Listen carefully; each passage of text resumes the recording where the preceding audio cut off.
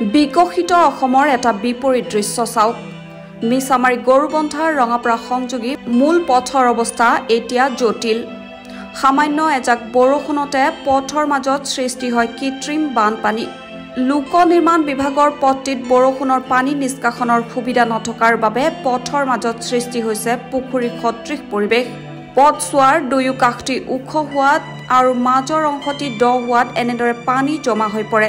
স্থানীয় ৰাইজে বহুদিন ধৰি এই সমস্যাৰ সমাধান বিচাৰিছে, কিন্তু আজিও ইয়াৰ সমাধান হোৱা নাই। সামান্য এজাক বৰষুণ পৰিলেই পথটিৰ ৩টা স্থানত পানী জমা হয়। পানী গচকি ছাত্ৰ-ছাত্ৰীসকলেও বিদ্যালয়লৈ যাবলৈ সমস্যাত পৰিছে। অভিযোগ অনুসৰি পথছোৱাৰ দুয়ো কাষে ক্ৰমান্বয়ে ওখ হৈ মাজৰ অংশটি দ হৈ পৰাত আজি এজাক বৰষুণতে পথছোৱাৰ ৩টাকৈ স্থানত সৃষ্টি হয় পুখুৰী সদৃশ গাঁত।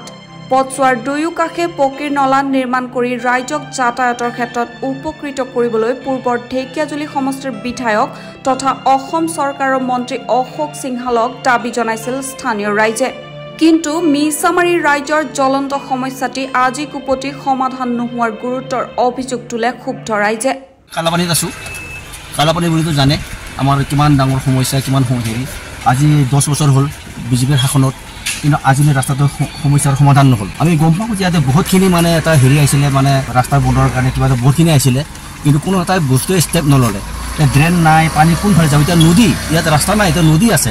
এই ক্ষেত্ৰত মই যিসকল এতিয়া নতুনকৈ মানে পঞ্চায়ত গঠন হ'ব, তেওঁলোক আমি ডিমাণ্ড কৰিছোঁ, অনুৰোধ নহয়, যাতে এই ৰাস্তাটো অতি সোনকালে ৰাইজৰ কাৰণে সুবিধা কৰি দিয়ে। নহ'লে আজি 10 বছৰ ধৰি আমি বহুত কষ্ট ভুগি আছোঁ।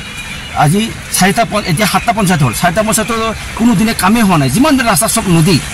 সম্প্ৰতি স্থানীয় ছাত্ৰ-ছাত্ৰীসকলে উপায়বিহীন হৈ পানী গচকি বিদ্যালয়লৈ অহা যোৱা কৰিবলগীয়া হৈছে। মিছামাৰীত গৰুবন্ধাৰ ব্যৱসায়িক কেন্দ্ৰস্থলৰ মাজত এনেদৰে পথৰ মাজত পুখুৰী সদৃশ হৈ পৰাত ব্যৱসায়ীসকলো চিন্তিত হৈ পৰিছে।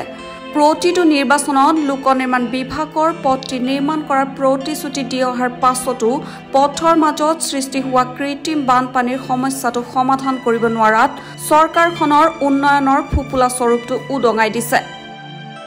কি কম মানে চাওক, আমিতো ইয়াতে ব্যৱসায় কৰোঁ, এইখিনি জেগাতে থাকোঁ, সদায় চাই আছোঁ। যি অসুবিধা মানে আৰু ক'বলগীয়া নাই, বহুতেই অসুবিধা। মানুহৰ অহা যোৱা, হস্পিটেলত যোৱা, থানাত যোৱা, স্কুলৰ ষ্টুডেণ্টৰ কাৰণে বহুত অসুবিধা। সপ্তাহত এটা বজাৰ লাগে, বজাৰৰ দিনাখনো মানুহবিলাক বহুত অসুবিধা পায়। ইমান পৰি যায়, অটো লৈ কেনে, টমটম লৈ কেনে, চাইকেল লৈ, বাইক লৈ। তো আমি ভাবোঁ যে অতি সোনকালে মানে ৰাস্তাটো যদি মেৰামতি কৰি দিলে হয় বা বনাই দিলে হয়, খুবেই ভাল হ'লে হয় আমাৰ কাৰণে। সেইটোৱে আৰু আমি ক'ব বিচাৰোঁ। News desk, news wide Assam.